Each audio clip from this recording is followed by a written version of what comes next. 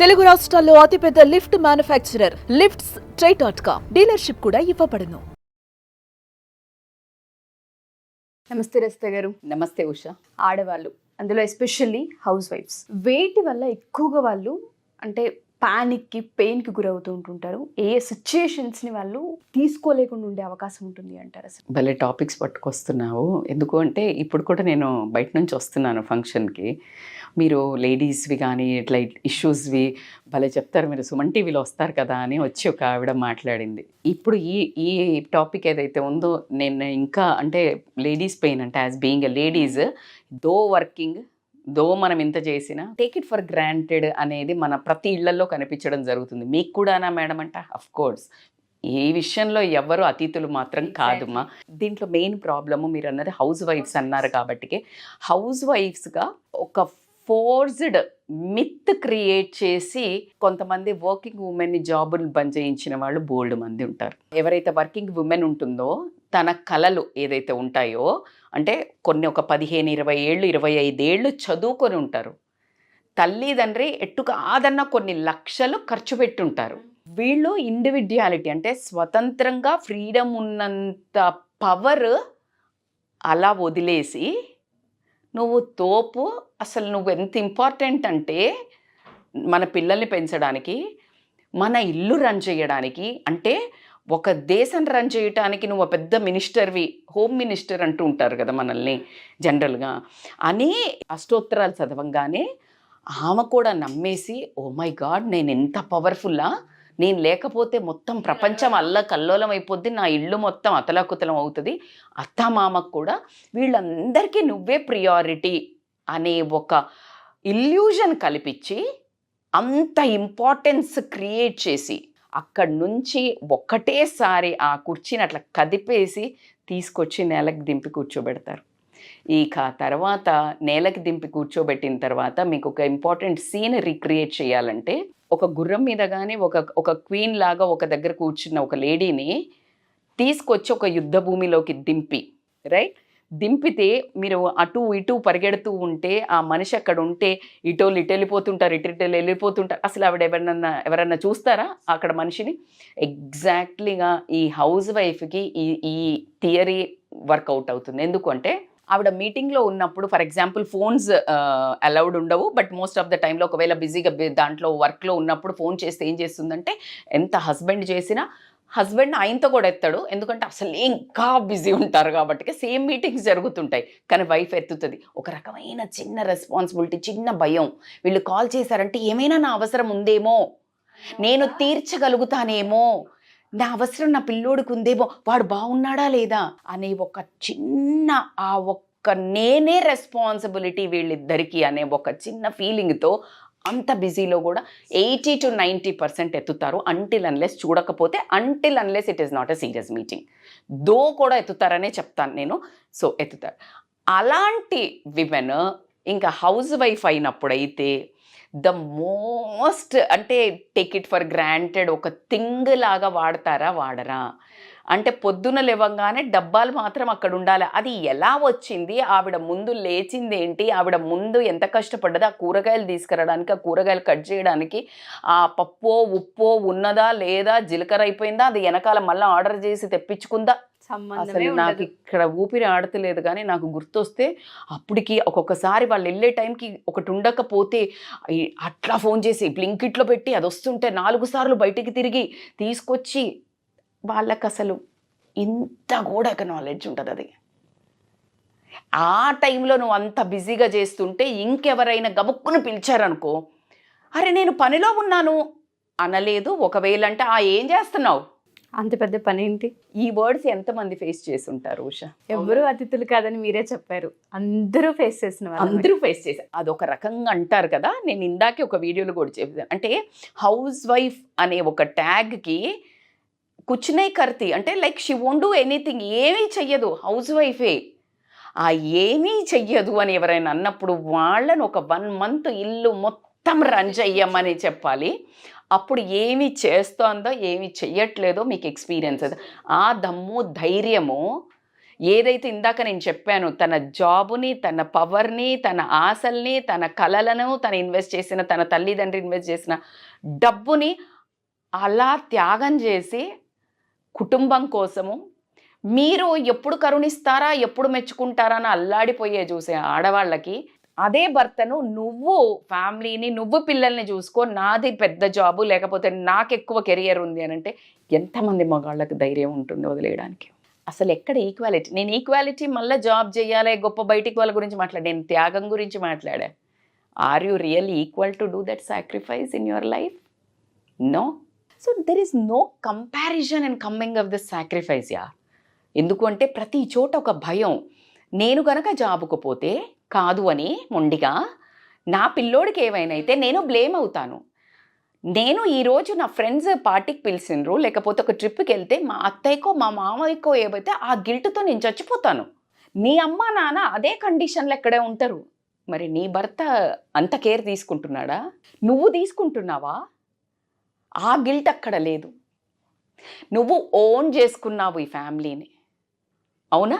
కానీ వ్యాలిడేషన్ ఏది? వ్యాలిడేషన్లో అంటే ఇప్పుడు ఫర్ ఎగ్జాంపుల్ బట్టలు పిండుతుందా, మధ్యలో వేస్తుంటుంది, ఆరేస్తుందో ఇవి చేస్తుంది ఆవిడ, అత్తయ్యో మామయ్యో ఇంకెవరో ఒకళ్ళు గబుక్కుని పిలిచారు, నేను బిజీ ఉన్నాను అంటదా? అసలు ఈవిడికి ఫస్ట్ వాల్యూ లేదు.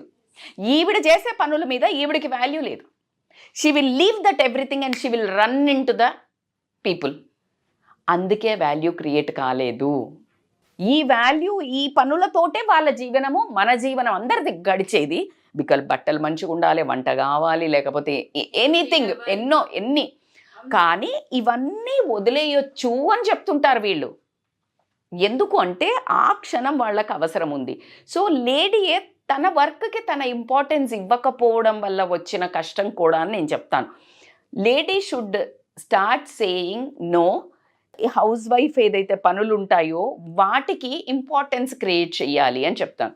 ఇప్పుడు దీనికి వెంటనే కింద వేసుకుంటారు లేడీసే, అత్తల పోస్ట్లో ఉన్నవాళ్ళు, లేకపోతే జెంట్స్, ఏం చేస్తున్నారు మేడం ఇవాళ రేపు మొత్తం ఇంటి నిండా పనోళ్ళే కూర్చున్న చోటే ఉంటారు, వాళ్ళు ఏం చేస్తారు? సరే, నేను వాళ్ళ గురించి కూడా నాకు చెప్పాల్సిన పాయింట్స్ ఉంటాయి. కానీ నేను ఎవరైతే రియల్గా అండర్గో అవుతున్నారో, పొద్దున 4 లేసి టిఫిన్ డబ్బాలు పెట్టి భర్తకి పిల్లలకి ఆ పరిగెట్టుకుంటూ చేసిన వాళ్ళకి ఒక్క క్షణం ప్రతి ఒక్క భర్త కానీ పిల్లలు కానీ ఎక్నాలెడ్జ్ చేయాల్సిన అవసరం అవుతుంది. ప్రపంచంలో తనకి అప్రిసియేషన్గా శాలరీ వస్తుంది తను చేసిన పనికి, కానీ ఇక్కడ నీకు శాలరీ లేకపోగా మెచ్చుకోవటం కూడా లేదు. నువ్వు పని చేస్తే డబ్బులు ఇస్తేనే కదా అప్రిషియేషన్ అంటారు. మరి నువ్వు పని చేస్తుంది ఆవిడ, మీరు శాలరీ అని కాదు, కనీసం అప్రిషియేషన్ ఏది? ఇంకా అసలు ఏమీ చెయ్యట్లేదు అనే ఒక ట్యాగ్ ఇస్తే మీకు ఎంత నొచ్చుకుంటారు మీరు చెప్పండి? అవునా? అది తీసుకోలేరు కదా. సో మొన్న ఇంకొక రీల్లో కూడా చూసి చాలా బాగా చేస్తున్నారు. వాళ్ళ మనుషులో ఉన్న కడుపు మంట అంతా లేడీస్ భలే తమాషా రీల్ అంట్లు దోముకుంటూ చెంచాకి స్పూన్ కడుక్కుంటూ ఇలా నేను చెంచా అది గిన్నె గ్లాస్కి ఒక్కొక్క దానికి పైసా కట్టించినా కూడా నా శాలరీ ఇప్పుడు లక్షల్లో ఉండు కావచ్చు అని చెప్తే అప్పుడు నాకు కూడా వచ్చింది, అవును కదా, ట్రూ, అవునా కదా? So the amount of work what they, ఒక్క క్షణం ఒక లేడీ స్తంభించిపోతే ఇంట్లో ఎన్ని ఆగిపోతాయో. అందరి మొహాలు అలా దీనంగా బేలగా ఎప్పుడు బాగవుతావే అన్నట్టు అలా చూస్తూ ఉంటారు. అసలు ఎంత అంటే అటు చూస్తుంటే వాళ్ళను అమ్మ అమ్మ అమ్మ అమ్మ అని కనిపిస్తారు చూడు, అలా ఉంటారు. అది భర్త కూడా చిన్న పిల్లోడైపోవడము, అంటే ఎప్పుడు బాగవుతుందా అన్న ఆ స్ట్రాంగ్నెస్. మీరు అంత ఆధారపడ్డారే, తను బాగు కావాలి, తను లేకపోతే మాకు నడవదే అనుకుంటున్నారే, తను మంచిగా ఉన్నప్పుడు ప్రేమ చూపించండి. తను అసలు బాగా సిక్ అవ్వడానికి ఛాన్సెసే ఉండవు, డిసప్పాయింట్ అవ్వడానికి ఛాన్సెసే ఉండవు. సో ఖచ్చితంగా లేడీస్ మాత్రం మీరు చేసే పనికి, ఏది హౌస్ వైఫ్లో ఉన్న పనికి కూడా ఇంపార్టెన్స్ వాల్యూ క్రియేట్ చేయండి. దీనివల్ల ఎంత, ఇప్పుడు ఇందాక నేను చెప్పాను, ఆ వంటకు సంబంధించినవి సమకూర్చుకోవడానికి, ఆ వంట ఆ టేబుల్ మీదకి, ఆ గిన్నెల టేబుల్ మీదకి రావడానికి తను పడ్డ బ్యాక్గ్రౌండ్ శ్రమ అంతా ఇంత ఉండదు. అట్ ద సేమ్ టైం మీరు అన్న ఏదైనా అంటే కూడా ప్లానింగ్ కూడా అవసరమే. ఈరోజు ఈ కూర ఇదే కూర అంటారు కదా, మళ్ళీ ఇదే కూర ఆ పనోళ్ళకి చెప్పాలన్నా, పనోళ్ళను మాట్లాడాలన్నా, పనోళ్ళు ఏం దొంగతనం చేయకుండా తీసుకెళ్ళాలి అన్నా, లేకపోతే సేమ్ థింగ్స్ అన్నీ సేమ్ ప్లేస్లో ఉండాలన్నా ఏదైనా కష్టమే. మరి ఇది కష్టం కాదు అన్నప్పుడు ఒక వారం మీరు చూసి చూపించండి. ఛాలెంజ్ చేసి చూపించండి, విసుక్కోకుండా. మీరు పడే ట్యాంట్రమ్సే మేము పడతాము. ఆ కాఫీ తీసుకురా, లేకపోతే ఇది తీసుకురా, కూర బాగాలేదు, ఉప్పు బాగాలేదు, పప్పు బాగాలేదు అని అనుకుంటూ, రైట్? సో మేము కూడా అలాగే మీరు చేసినట్టే పని చేసి వచ్చి లేటుగా వచ్చి ఫోన్ పట్టుకొని కూర్చుని కేర్ చేయకుండా, మీరు అన్నం పెడుతూ ఉంటే మేము ఫోన్ చూసుకుంటూ లేసి వెళ్ళిపోయి మళ్ళీ ఫోన్ కూర్చొని ఒకసారి ఎలా ఉంటుందండి? నా ఈ యాక్షన్ నాకే వియర్డ్గా ఉంది. ఆ చిన్న హ్యుమానిటీ, ఎదుటి మనిషిని అర్థం చేసుకోవడం, తల్లిని అర్థం చేసుకోవడం, మీరు భార్యను అర్థం చేసుకోవడం, అత్త మామలు ఉంటే కోడల్ని అర్థం చేసుకోవడం, లేదా అత్త పని చేస్తుంటే మిగతా కోడళ్ళైనా కూడా అర్థం చేసుకోవడం. ప్రతి ఒక్కళ్ళు ఒక మనిషి చేసే పనికి ఇంపార్టెన్స్ ఇచ్చినప్పుడు రెస్పెక్ట్ అంటాను నేను. అందుకే ఏ రిలేషన్లో అయినా ప్రేమ కాదు ఫస్ట్ ఇంగ్రీడియంట్, రెస్పెక్ట్. ఆ రెస్పెక్ట్ ఉన్నది అంటే ప్రేమ ఆటోమేటిక్గా పుట్టుకొస్తుంది. కాబట్టి ప్రేమ రిలేషన్ మొదలవ్వడానికి కంటి చూపుతో నచ్చుతుంది, మనసుకు నచ్చిందంటే ప్రేమగా మారుతుంది. కానీ ఆ బంధం నిలబడాలంటే మాత్రం respect is the key word, Fevikwik word అని మాత్రం నేను చెప్తాను. True, exactly. మీరు అన్నట్టుగానే ప్రతి హౌస్ వైఫ్ కూడా పెయిన్ అనేది ఉంటుంది. ఆ రెస్పెక్ట్ని, వాల్యూని క్రియేట్ చేస్తే ఎటువంటి స్వార్థం లేకుండా, ఎటువంటి ఎక్స్పెక్టేషన్స్ లేకుండా ఇంట్లో పనిచేసే ఆవిడని కనుక ఒకసారి మీరు చూడగలిగితే, ఒకవైపు ఆవిడ గురించి కూడా ఆలోచించగలిగితే చాలా వాల్యూని క్రియేట్ చేసిన వాళ్ళు అవుతారు. వండర్ఫుల్ నరేషన్ అండి. ఎందుకంటే హౌస్ వైఫ్స్ గురించి మాట్లాడాలన్న థాట్ వచ్చినప్పుడు ఫస్ట్ నాకు గుర్తొచ్చింది మీరే. ఎందుకంటే ఏవేవి మాట్లాడాలి, ఎంత పెయిన్ ఉంటుంది వాళ్ళ లోపల, వాళ్ళు ఏం ఎక్స్పెక్ట్ చేయరు.